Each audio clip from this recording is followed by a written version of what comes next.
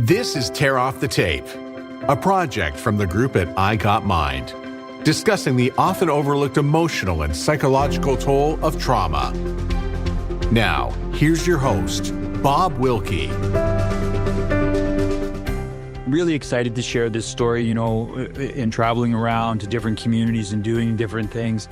I get to meet so many cool people, and this one I wasn't prepared for. I was out at a golf tournament in Canmore with some friends of mine, helping them with the golf tournament, the Legends Charity Classic out in Canmore for a great 2-day event. They support a wonderful cause called the Rocky Mountain Adaptive. And this organization's been around for, I want to say, 15, 20 years in that area. And what they do is they provide equipment to people who are handicapped so that they can enjoy all the things that the Rocky Mountain environment can provide. So skiing, mountain biking, all these different ways that they can help people who, have had to adjust to the things in life, whether it's losing a limb or paralyzed or all these different things. And I'm sitting there listening the first night. There's a band and there's auction and all this fun stuff. And they were talking about the Rocky Mountain Adaptive. And I kind of noticed a little group in front of me, and I could see that they were a little bit tense. And I came to find out why is when the Rocky Mountain Adaptive was sharing with the audience, the power and what they do. They had asked this woman, Erin, to come up and speak and share her story. And I could see that she was nervous, as someone who has practiced tearing off the tape and that vulnerability for a long time. You start to see that in other people. And I was just really touched by her commitment and her willingness to put herself out there. And as soon as I was done, she was done talking, I wanted to go and find her, and we chatted a little bit. And I said, you know what, I really appreciate your courage and sharing your story. And I have a podcast, and she agreed to be here. So this is Erin's first time doing a podcast. You're going to love her story. There's so many different components that we're going to unravel here. And it's just the reminder that, life can be challenging. It can be difficult, but we can get through it. And I know that Erin and her story is going to be able to inspire a few of you out there. So I'm going to bring Erin in. Erin, thank you so much for being here today. Thank you for having me. Excited to tear off the tape with you. And, I don't know if you know or if I told you why we call it tear off the tape, but, when we become injured, we tape up those injuries. We kind of hide in them. And I thought your story, and we'll share it today, was great example of you tearing off the tape. So fill us in a little bit on how you grew up, where you grew up, and what were some of the things you were experiencing as a young woman? Yeah, my childhood was great. My parents were great. I had a great life. I lived in Flin Flon, Manitoba. That's where I was born and raised.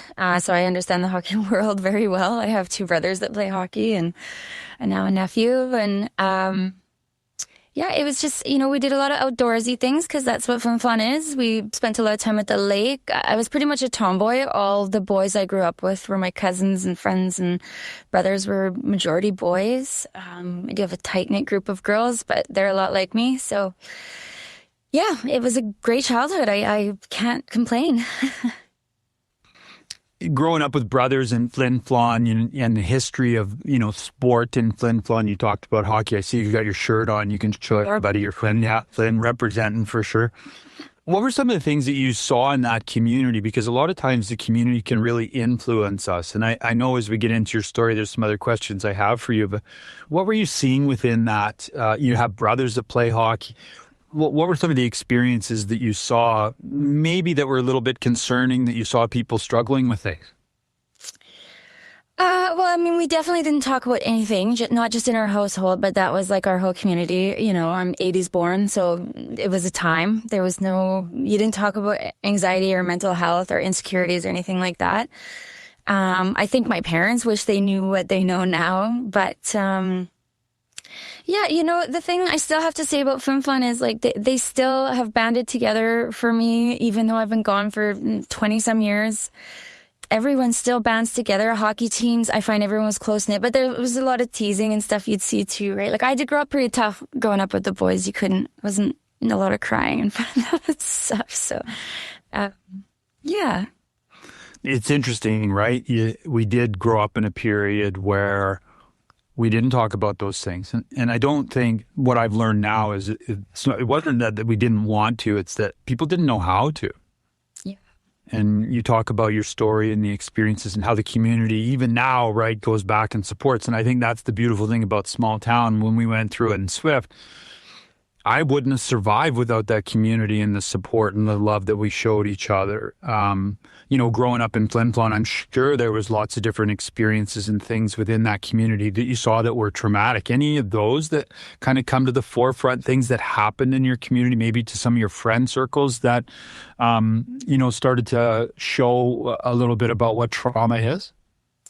Yeah, well, even myself, like I was bullied quite a bit as a girl. I would say life was really good till about the 8th grade, and then you hit puberty and you start to, get kind of cute or something, and the girls get mean and the boys get aggressive, and I would beat up a couple of times. I have a big mouth on me. I don't stand down, even though I'm not a big person.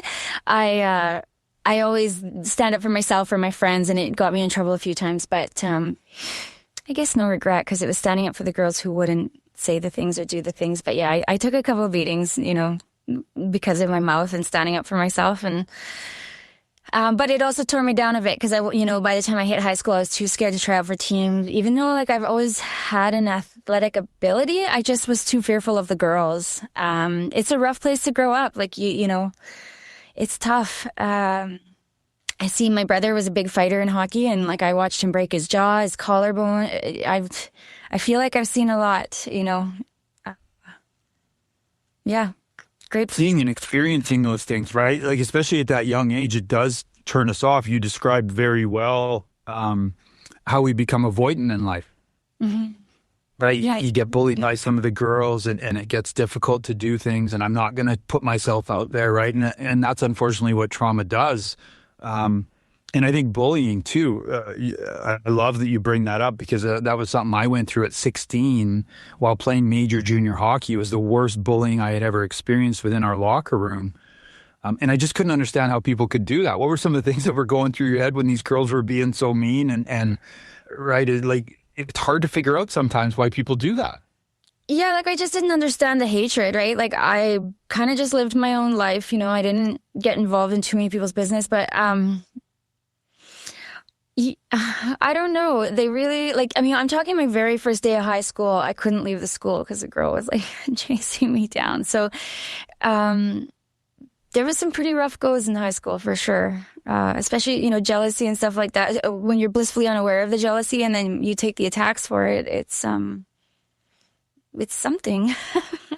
It totally is. With the hockey, again, the hazing and stuff like that, I've just never understood, if you're supposed to be a team, how do you hurt each other? I don't know. I think that's partly why I was afraid of sports too, because my brothers were tough cats, and I just assumed I wasn't tough enough. But, I remember wanting to play girls hockey and all those things, because I was a lot like my brothers, but girls are kind of meaner.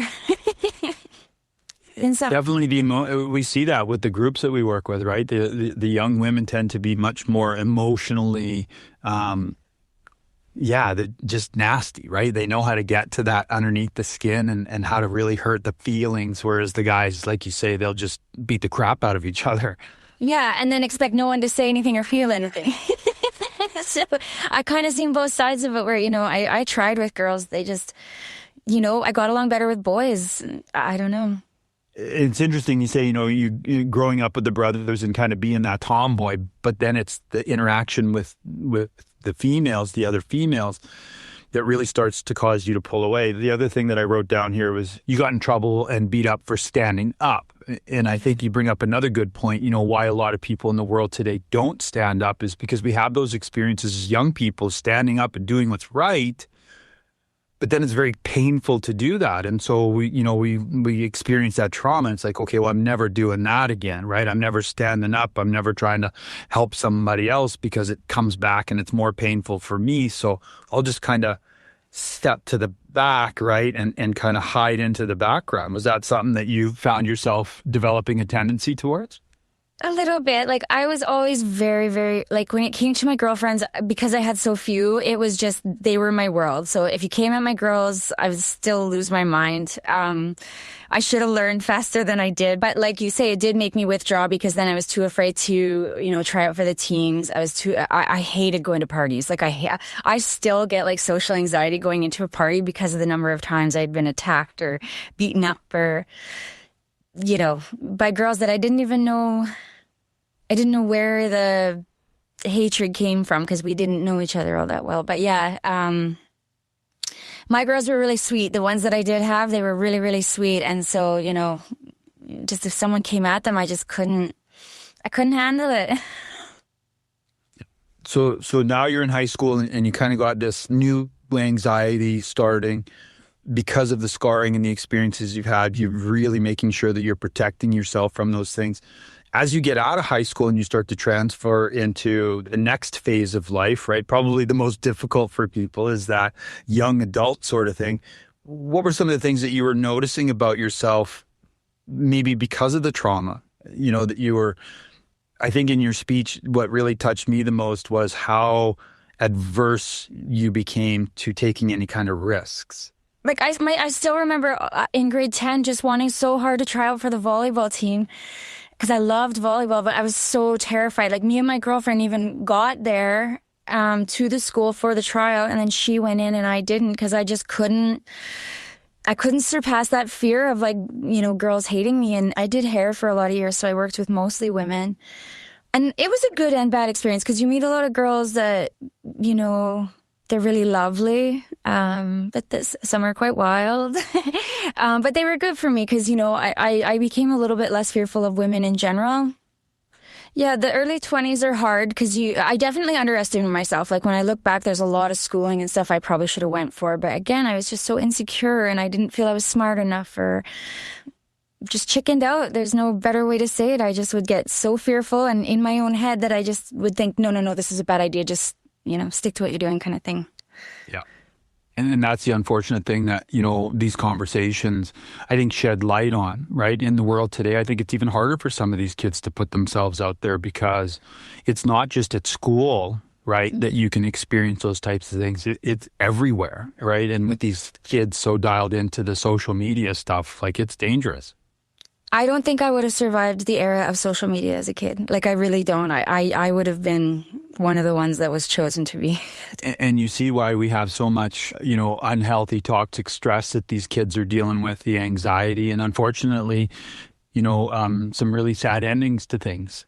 And all in the comparison, right? We compare, as women especially, we compare ourselves to others. So when you have that online presence, like, I worry so much about my nieces and nephews and stuff because I just can't even imagine, it's just, the online thing is terrifying.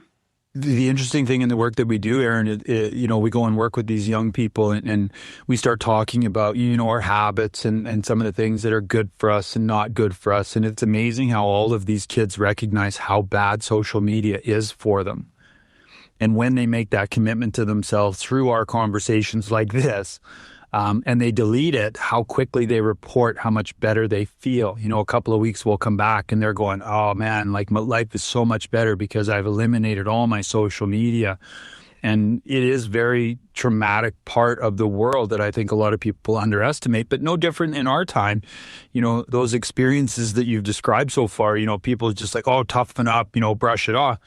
It's not that easy, right? Like, we have to be able to try and understand why people would do that, and most importantly, how we can build ourselves up to be resilient, to not take them personally and create those fear, because now all of a sudden, as a young woman, you recognize that you were limiting yourself and some of the opportunities you had because you didn't want to experience those things again.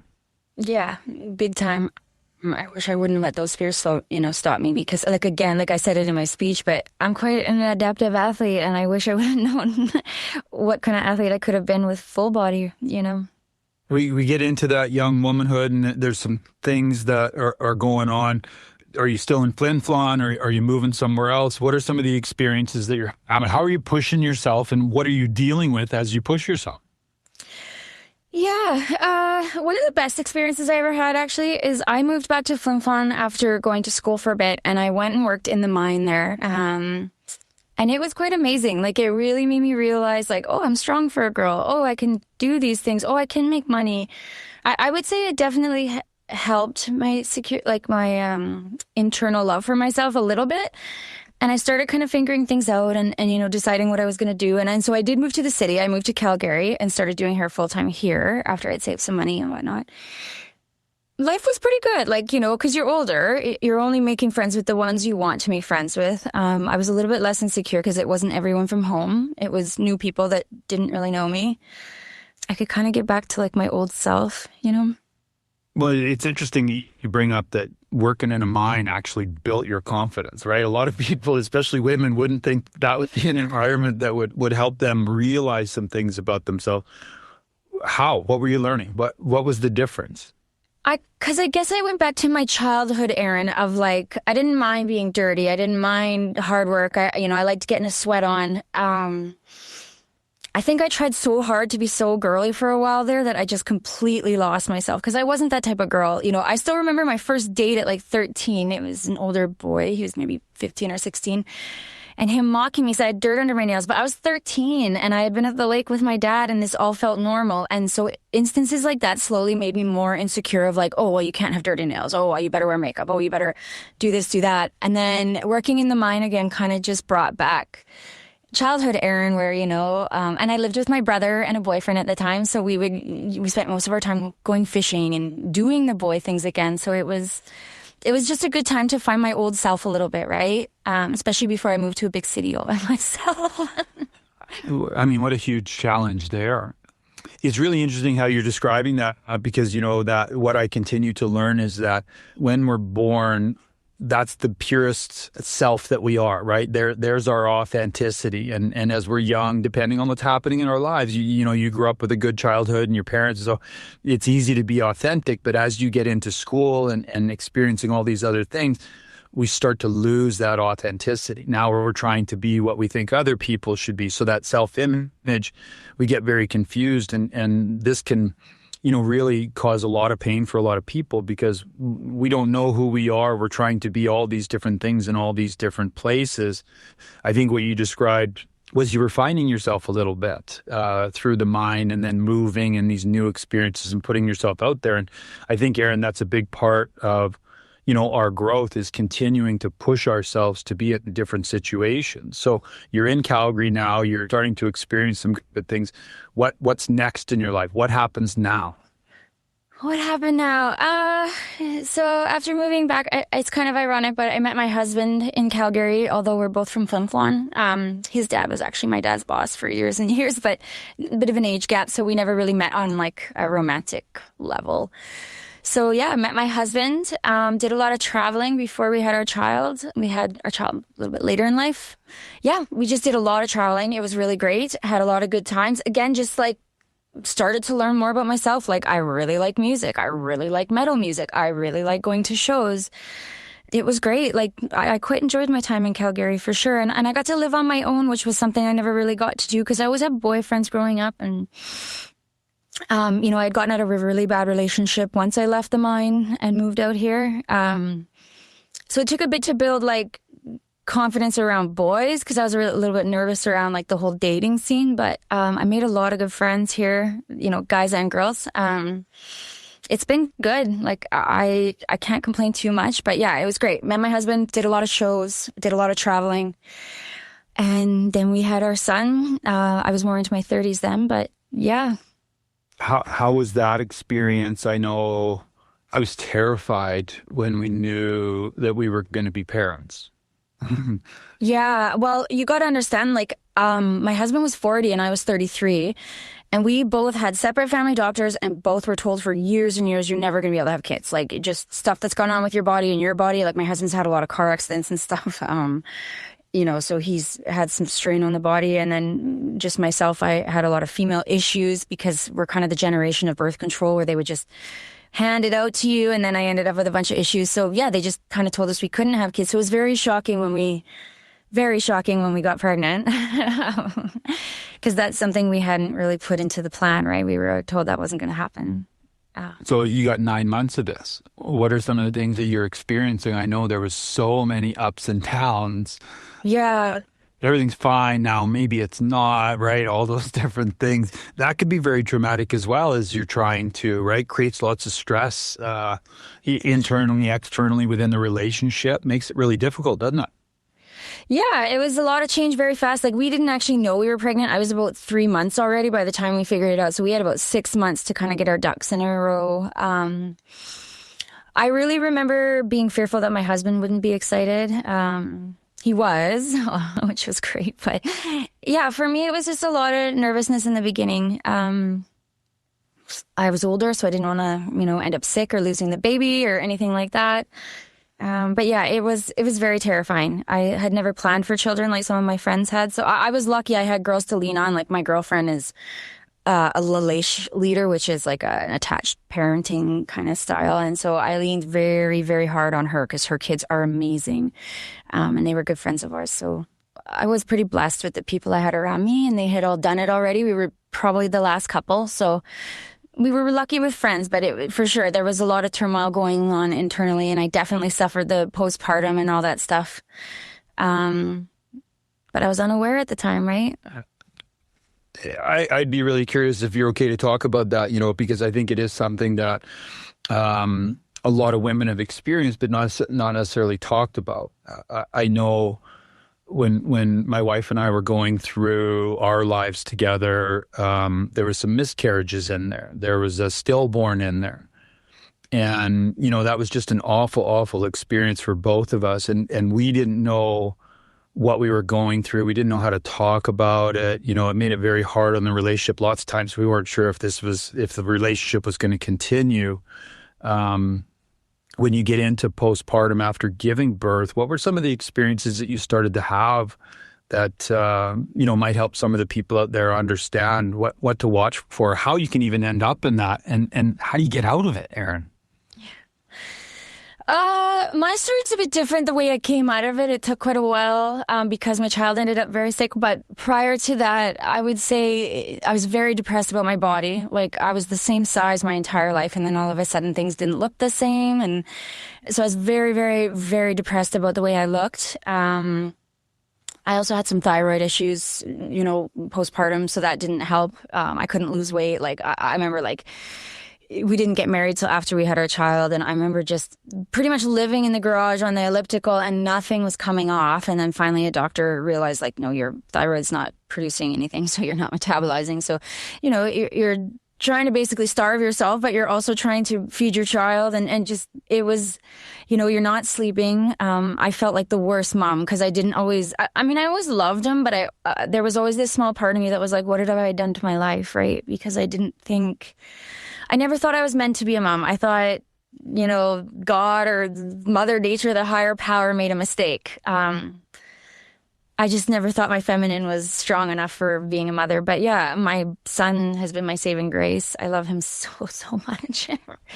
I can't imagine life without. To be honest, I probably wouldn't be here if it wasn't for him, because when I did lose my leg and got sick and got depressed and stuff, kids really push you to be better, and he just wanted his old mom back, so it was a lot of just like, okay, go, get up, go.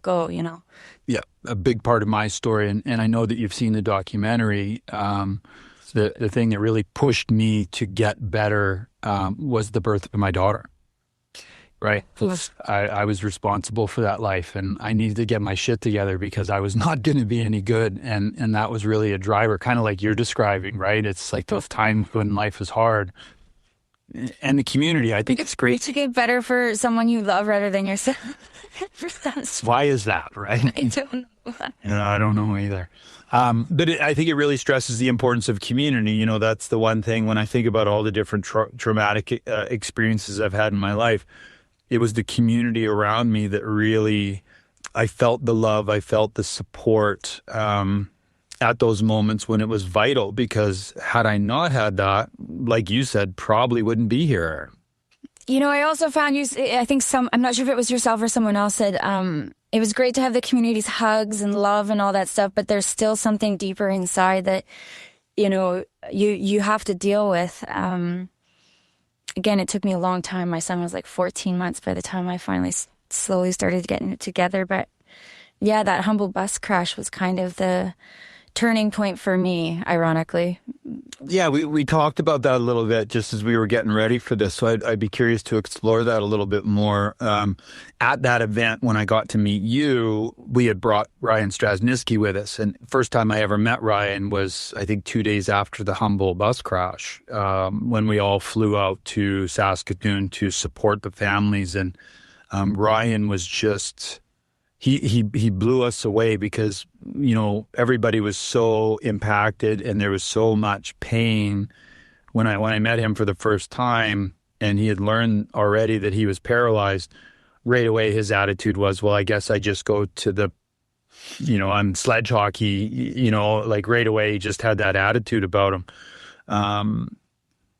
That accident you had mentioned really impacted you. Can you share a little bit about why that accident impacted you? Because secondary trauma is something that everybody in life experiences when we watch other people go through those types of things. What is it that it brought up for you, and what kind of impact did it have? Yeah, well, I the reason I say I started dealing with my depression, you know, the postpartum and all that stuff quite late was because when my son was 14 months old, he got very sick. He had complications with intraception. And we haven't had the best medical life or luck. Unfortunately, they perforated his intestines while trying to kind of reverse the issue that had happened. So, anyway, he ended up having to go in for 2 emergency surgeries. We were blessed with the best surgeon on the planet. His name's Dr. Beaudry at the Children's. We were very lucky our child survived. We spent a lot of time in PICU, which is a hard place to be because some of those parents don't get to leave with their kids. It just, I was crashing at that point, but I wasn't aware of it. So that happened in, I want to say November of 2017. And long story short, my son ended up with an ileostomy, so his intestines were exposed. And we were allowed to go home because we lived quite close to the children's hospital, so we were allowed to go home and deal with that ourselves. But at 17 months, so that would have been, I think, January of 2018, if my years are correct.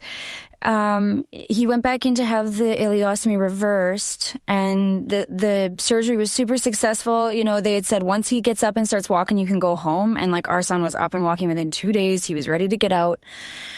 And then, yeah, I just remember going on a trip to see my husband's brothers down in Denver and getting the call from a friend of ours who was also, you know, a former SGA player. And like he said, you're not going to believe what just happened.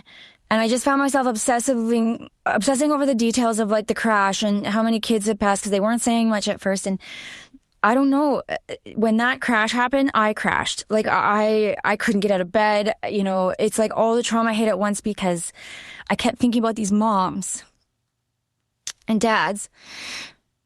And I loved my baby for like 17 months and nearly lost him. So I couldn't get past the fact that these parents loved these children and lost them. You know, even with Ryan, like the changes his parents had to watch him go through, despite how strong he was, it just broke me.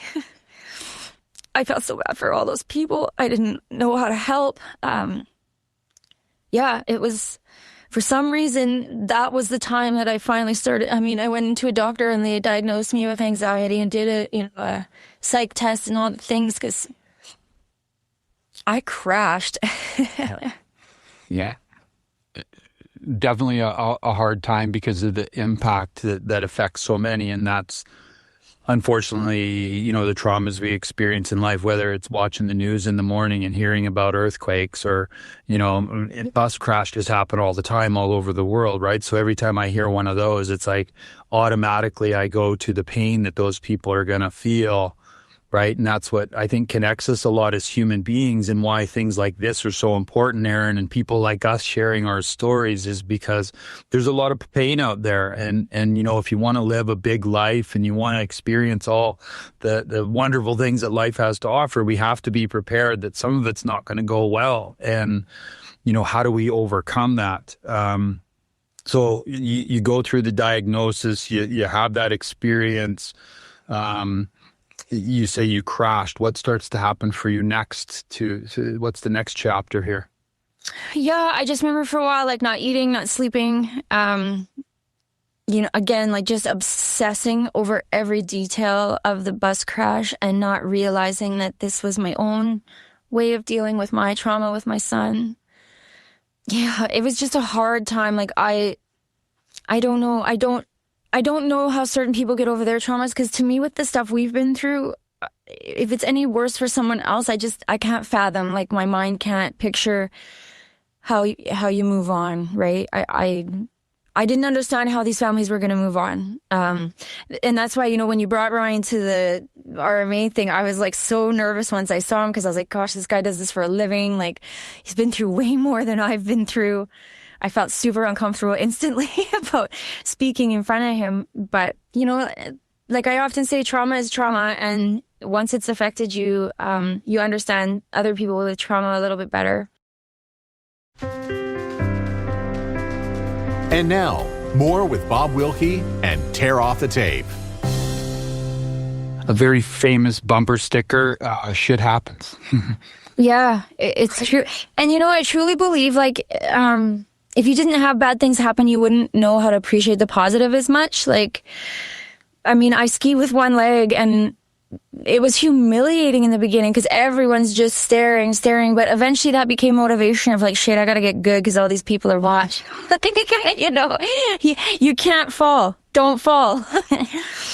But, that bad thing turned into something good because it pushed me and put me in a better, skiing. Like, I'm not gonna lie, I'm pretty sure skiing and my child saved my life. Like, every time I have a bad day, I would just head out to the mountains. My husband wouldn't even say a word. He'd just see me throwing on my ski pants and be like, well, have a great day. I'll make your coffee. So good. And it's those right? It's finding things that bring us joy. It's again, putting ourselves out there. Let's get into what happened to you then, right? So all these different things that you've been experiencing. And I think the part of your story that really got me the most was how something so simple could become so tragic. Yeah. I always talk about how I lost a lot of fear after getting sick, but I also gained some new weird fears. Basically all it was is, again, when I look at the time, I was quite stressed out, but I didn't notice that at the time. So Friday night I came home. It was tax season and I was working for an accountant, so we were busy and stressed out. But I came home that evening. I took my son to, a movie night at his school and one of his friends, and came home the next morning. We get quite busy in the summers here, so me and my son took our bikes downtown. Ironically, we were going downtown to buy my husband a compression sock because he was having pain in his leg. So we went down, we picked this up at Shoppers, which is on our little main street in Canmore. A lot of people use their bikes in the summers just because our traffic gets so insane, because we just have, the tourism adds so many humans, into a small space. But took our bikes, I fell off my bike right behind the thing. Nothing major, just the bike kind of tipped, hit my knee. I was like, ow. My son was like, oh my God, are you okay? Are you okay? And which was so ironic because I was like, no, I'm fine. It's just a bruise. Like, let's go home. We rode our bikes home. By that evening, I was not feeling great, but wasn't sick either. And then the next morning I was really sick. Like, thought maybe I got the flu or something because I had been at the school, like throwing up so hard that I could barely catch my breath. And my husband kept saying, like, you need to go in, like something's wrong. And I was like, no, I'm fine. And then the next morning, I woke up and my leg was really swollen and red and sore. And we tried a few things. We put compression on it and we tried an ice machine and we tried a few things and nothing was really working. So I went into the hospital probably about 11 o'clock that morning. And I waited and I waited and I waited. And then about 3 o'clock, me and another woman both had to leave because we had to pick up our children. And honestly, like, I even remember sitting in the waiting room and this guy was like hitting and flirting, and I was so disoriented. I couldn't even figure out like how to, it was just very uncomfortable. Like, the whole wait was very uncomfortable. And so finally I went in and said, I can't wait anymore. I have to go. I'll come back later. So I went home, picked up my son, hung out at home for a bit. I think I must have napped, but by now I was septic already. So my brain was starting to lose, like, I had no cognitive thoughts happening. Apparently when you're septic, you're kind of just a yes man and you'll just say anything to make the situation comfortable because you don't know what's going on. So I have no recollection, but I do, my one memory is my husband like asking me to come up and eat, and I didn't want to eat, and I said I want a bath. And so I got into the bathtub and I just kind of remember falling back because I couldn't step on my right leg. And he was like, what is going on? So he said the last thing I ever said was something's wrong, and I kind of fell back. So he called the ambulance, again, and they took me to, first I was taken back to Canmore Hospital. No, sorry. I spent the night in Canmore Hospital. I'm sorry. My memory is so terrible. I did spend the night in Canmore Hospital, but they sent me home at 8:00 in the morning. And by that evening at 5 p.m., my husband was calling the ambulance because like something was really, really wrong with me. No memory of it, but he said when the paramedics came, him and the paramedics decided to take me back to Foothills instead of Canmore Hospital because, like, to be honest, I'm in a lawsuit with the doctor here in Canmore because I was just left to die. Like, I was already septic, you know. I'm quite lucky. I have a couple sisters in the medical field, and when this was all happening, they said, get your medical records now because things can change as things go along with this. And anyway, long story short, 8 a.m, sent home, you know, probably about 7 p.m. I'm in Foothills, and by 11 p.m. my leg was taken because it had slowly gone from, quickly gone from cellulitis to necrotizing fasciitis, which is flesh eating, to sepsis. So, yeah, they basically said to my husband, like, you guys are going to have to say your goodbyes because we don't know. We're going to do a life, like, we're going to do our best to save her life. You know, and my husband just told me this year, actually, on the anniversary, which is June 13th, he said, like, he doesn't talk about it much, you know, those days, but he did say, you know, I remember the surgeon calling and saying, she's going to have a lot of graft scars. Like, she's probably going to have a lot of graft scars, and him thinking, she's going to be pissed. Like, because I grew up so insecure, like I had to be perfect and pretty and all these things. He's just thinking she's going to be pissed. And then they called, you know, a few hours later, and we're like, we took her leg, like it had to go. I mean, they were talking about taking my bladder and stuff, so I feel pretty blessed with how it ended up. Even though I'm a really high cut amputee and I had to fight real hard for the past 3 years to get a leg, I'm glad I still have my bladder and all that stuff because I'm not certain that I would have gone on if life had gotten that crazy. Yeah, it was just, we had a 4-day span between life and death and leg, and it was wild.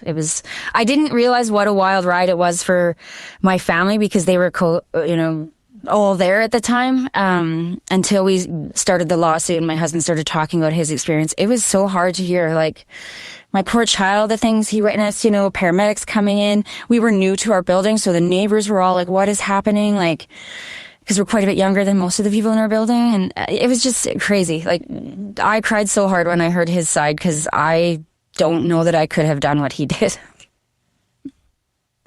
And that's the secondary trauma again, right? The people that we care for, what you were going through and how it affects everybody else. And, you know, I know through my own and different types of trauma, right? Whether it was the bus accident or I talked about Mikey and I having that stillborn, you know, it's just that effect that it has on the other people that you don't even realize because you're just you're lost in what's going on. Yeah. Right?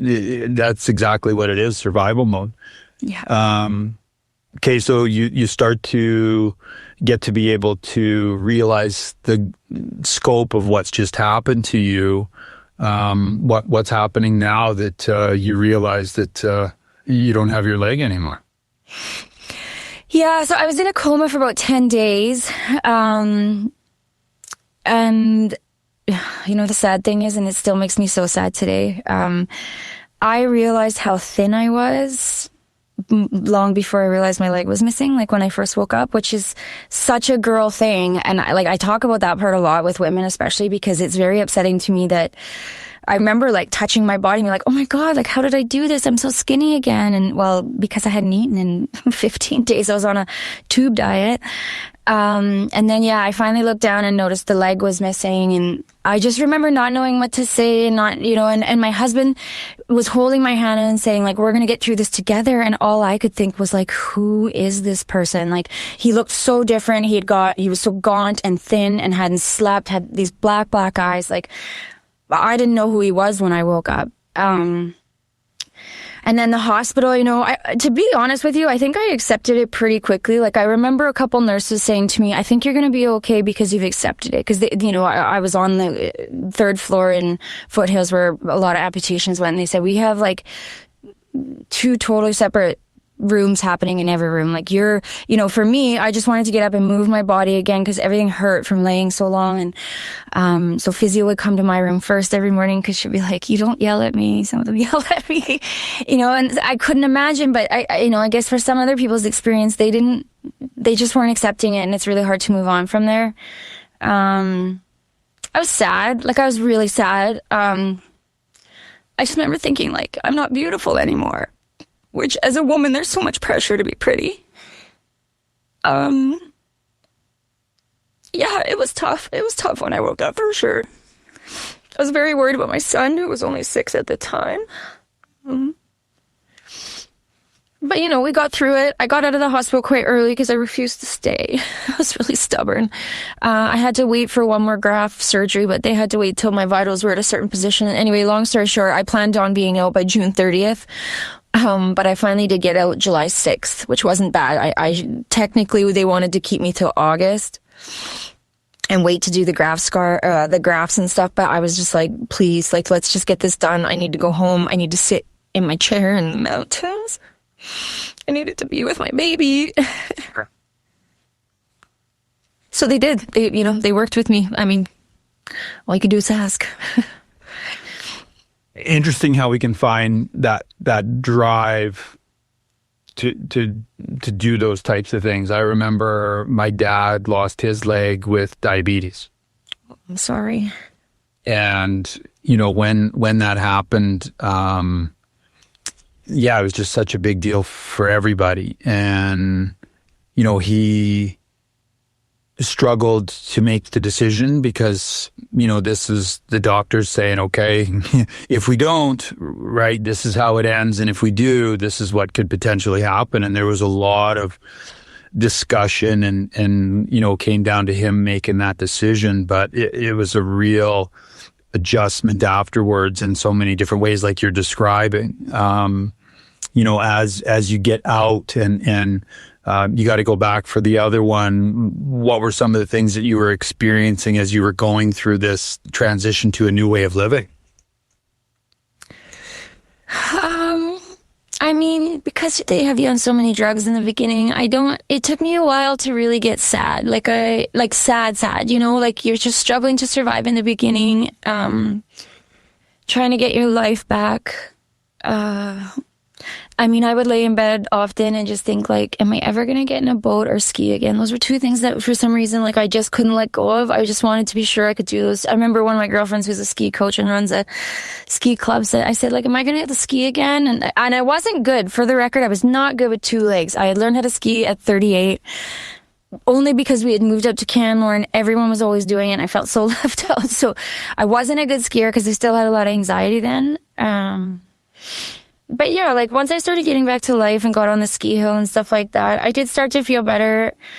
You're just working so hard in the beginning though. Like I do, people like your dad really impress me. Cause I didn't have a choice. I didn't have to make a choice.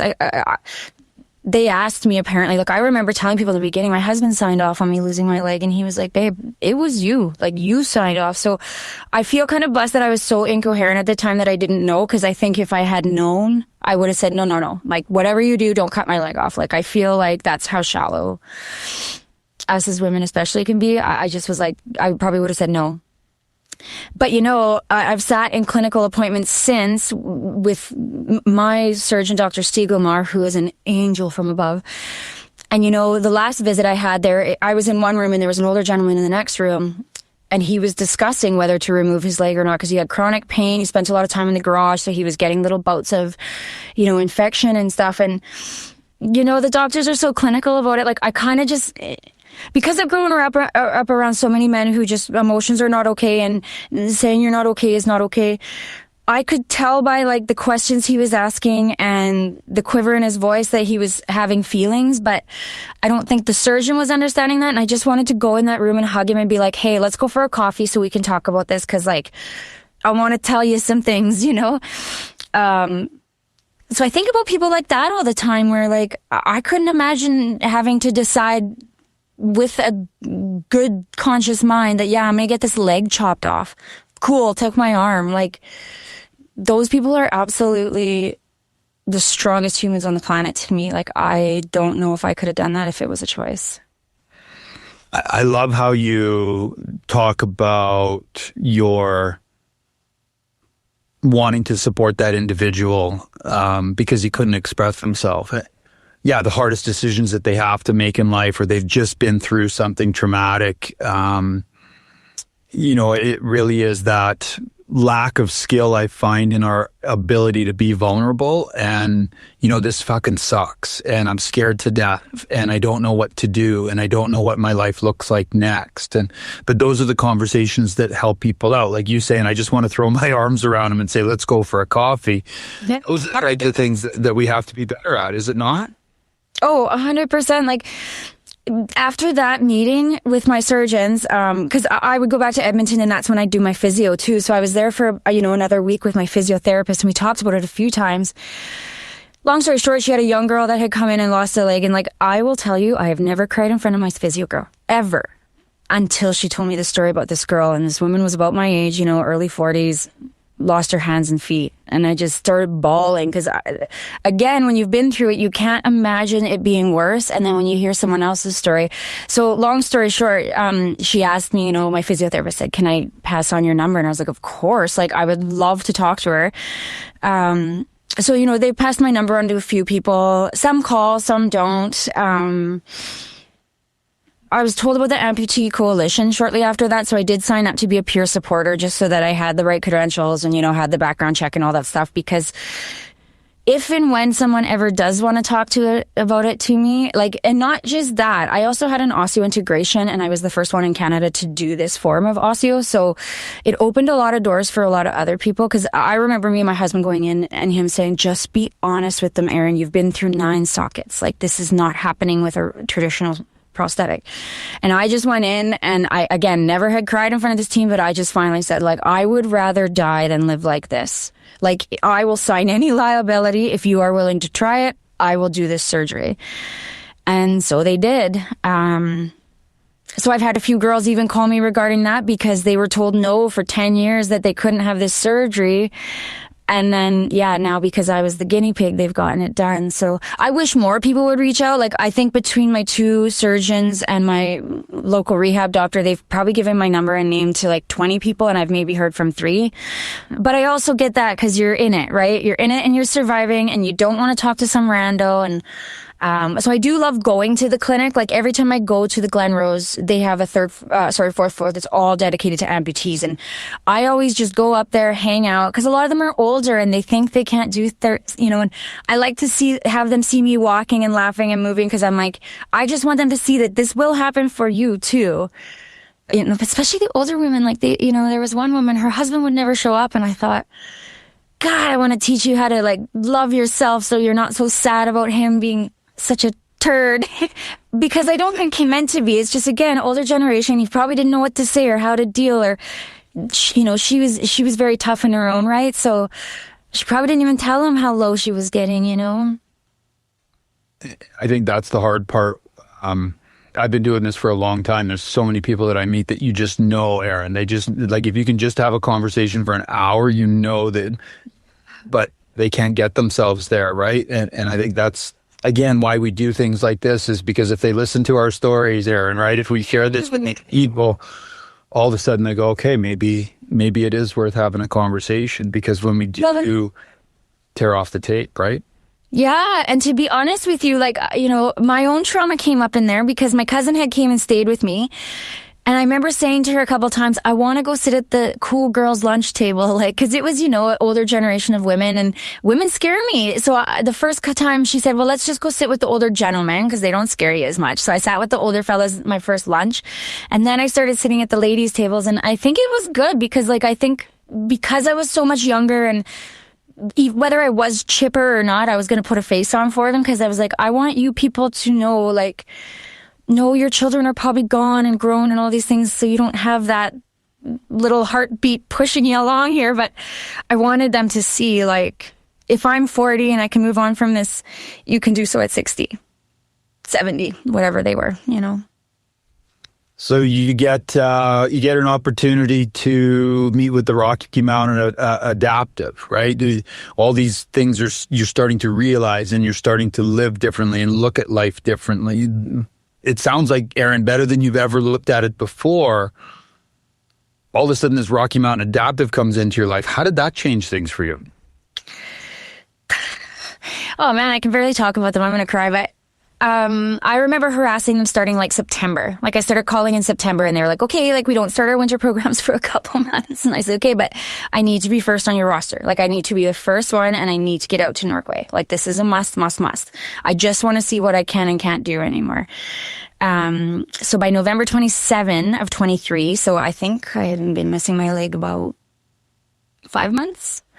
They got me out, and it was terrible. Like I sucked. Like I was I didn't realize at the time because I was so skinny, but I was so swollen that I could barely get my ski pants on still, like, cause my one side was, very swollen. It was painful. Like even when I look back at pictures, I remember thinking of how painful it was, like physically. We did the bunny hill. We practiced a few turns. I wasn't good. I was paired with this woman, Irene, which ironically is one of my grandma's names. And it all just worked out so perfectly because she was much younger and she really pushed me. But if I needed to cry or something, she'd be like, everyone get away from her, and we'd have a little cry on a green run. Cause, the thing that was sad is I had just got on black runs the year before I lost my leg. And the irony of all of it is the end of April, one of the last weekends of Norquay's season, I had seen Rocky Mountain out there with a few people. And I literally remember thinking to myself, like, I would die. I would kill myself. I wouldn't be able to do what these adaptive athletes are doing. And then 2 months later, like, I remember thinking, God, this is why this happened, because you said this. And now the higher power wants you to see you will survive it.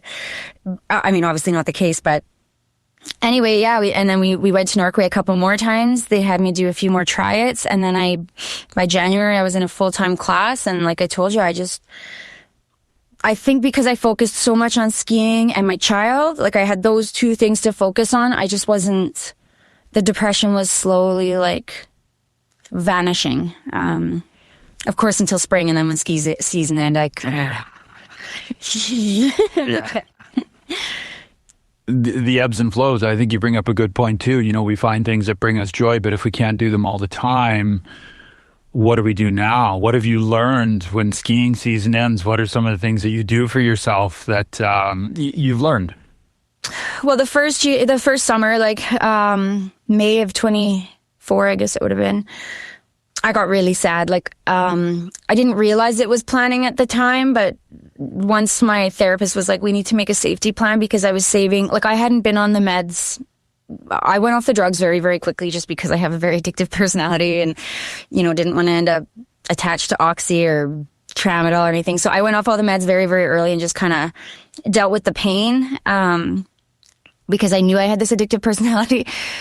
And it was about the end of May. My husband was like, we have to do something. And I did something I never thought I'd do. And I wish every woman, honest to God, in the planet, and possibly even man, needs to go to it was a live-in facility called the Georgia Strait Women's Center, and the men's is called the Sunshine Coast Center. But it's the only one in our country that actually deals with not just addiction, but PTSD and trauma. So you get a lot of like nurses. Like in my group, there was nurses, social workers, paramedics because they see so much, and, you know, they're not just there to deal with an alcohol problem or a drug problem. They're there to actually like deal with their trauma because they can't move past it. So I went and stayed there for a month. Was like, it's the hardest decision I ever made because I didn't want to be away from my son, but I also knew there was a good possibility I wasn't going to survive long if I didn't. So, yeah, that was the best thing I ever did for myself. Like, basically their biggest thing is teaching you what your core values are. So you start living by your core values. And I will say that probably saved my life because, I went 2 more years without a leg. I kept thinking if I could just get a leg, it'll save my life. But I spent 3 years without one. So yeah, they probably saved me. I love to hear that and that you shared that program, because I think I've had lots of people that have gone through, addiction programs, and the ones that come back and are truly better are the ones that are dealing with the trauma, right? There's just so many things that happen to us. I remember one time we did a talk with a bunch of inmates, and we were talking about the environments and the trauma and you know, all those, and having an inmate come up, you know, crying and hug me and say, I finally realize what the pain is and why I keep ending up here, right, is because of all the things that I've been through. And you know, again, that's why these programs exist, is because as humans, we don't understand what happened to us, and how to overcome what happened to us, and how we can use what happened to us to become stronger from it. And everything that you're sharing here, Erin, is exactly how you've become such a strong woman that, impacted so many people that night in Canmore and continues to impact people. When you talk about, you know, your journey and what you've learned, one of the things you just said was, I think every woman should do it, and every man, you know, as well. What other pieces of advice would you give to our listeners that have experienced, you know, not the same, because our trauma is not the same, but an experience that takes you to places like you've described? What have you learned that you would give that advice to anybody out there that might be in some of the situations that you found yourself? Yeah, I mean, my first piece of advice to everyone I ever give is get outside. Like, it sounds crazy, but even just 10 minutes of fresh air makes such a difference in the day. Like, in the beginning, I couldn't move. I was swollen. I had no leg. They didn't want me on crutches, so I would just literally sit out in my chair and stare at Three Sisters. Secondly, you know, I steal it from Finding Nemo, but just keep swimming. Like, I remember at one point, like, I just, and accepting, like, the day by day, like, you know, in the beginning, I didn't want to rest because I was so afraid I would just keep resting. But eventually, over time, I started to learn, like, if I need a day in bed because I feel depressed, I'm going to take that day in bed. Like, let it be, you know? And for me, the biggest thing, because I had spent so much of my life kind of pushed by external motivation, you know, what other people wanted to see, you know, going to Georgia Straight, they really taught me to find my inner motivation and what that was. For me, it's simplicity and honesty. Like, I just want a simple life. I think for a lot of years I was, you know, chasing the dream or trying to make it big or whatever. And then I don't know if it's turning 40 or losing a leg or what, but losing that, those expectations was the best thing that ever happened to me, because now I don't care what other people need and want. I care what other people need and want. I will say no now where I never knew how to say no before. And, you know, I think part of the reason I lost my leg was once I started learning about neck fascia and sepsis and all this stuff, is it gets you when you're weak. And I was at my most stressed between my job and my family life. And I was probably the most stressed I'd ever been the weekend this happened to me. So I think you got to just take care of yourself. And, like, you know, as I always say to women, be a little selfish, because we're basically, as women especially, raised to be givers and nurturers. And I think sometimes we just get so lost in that you forget that there's, like, a person inside too that has needs and wants and what have you. It's some of the foundation of our teaching, right? Managing and clarifying the expectations of we have of ourselves. And then putting a plan together to meet those expectations, understanding and managing our stress, right? Life is stressful from the time that we're born, right? That's the most stressful thing that we experience, is actually coming into the world. It's something that we never learn to manage. Communicating, setting boundaries is another thing that you mentioned there. And I love that you have learned to be a little bit selfish, because it's okay to do that. Because if I don't do this for me, then I'm not going to be any good for you, right? That's one of the things I learned on my journey, is that I was always doing things, like you said, for everybody else, when I needed to start doing it for me. And the day that I did that was the day that everything changed. And I think for our listeners that are out there, it's important. How do they follow you? Where can people follow you, Erin? There's going to be people that are going to listen to this that, maybe you're going through or something similar to what you did. Like you said, you go to the wards and you see these people. If somebody, wanted to reach out to you, how can they find you? Yeah, I'm on Instagram as Broken Barbie 11. Broken Barbie. Yeah, and then I am on Facebook. I think it's my maiden name though, Erin Brown. Just because I have a lot of people from home and they don't know me as Erin Brown, they know me as Erin McCombie. Yeah. Yeah. So I'm on social media. If anyone ever wants to talk about these kind of things, like, I would love for them to reach out. I'm always a little bit disappointed when, the doctors are like, oh, I gave these people your number, and they don't touch base, because I've had a lot of experience in the whole thing. So, like I say, even trying to get this surgery took forever, but I knew I needed it. So here we are. You will absolutely make sure that you have a copy of this that you can send to your doctors and that they can share with anybody, because when they hear the entirety of the story, Erin, I think it's going to be very impacting for a lot of people. I can't thank you enough for your time today. Thank you very much for sharing your story. Thank you. I'm so glad we met. I'm so blessed to know your story. You're a very special person. You've been listening to Tear Off the Tape. For more about this show and how you can continue the dialogue about trauma, go to igotmind.ca. A production of the Sound Off Media Company.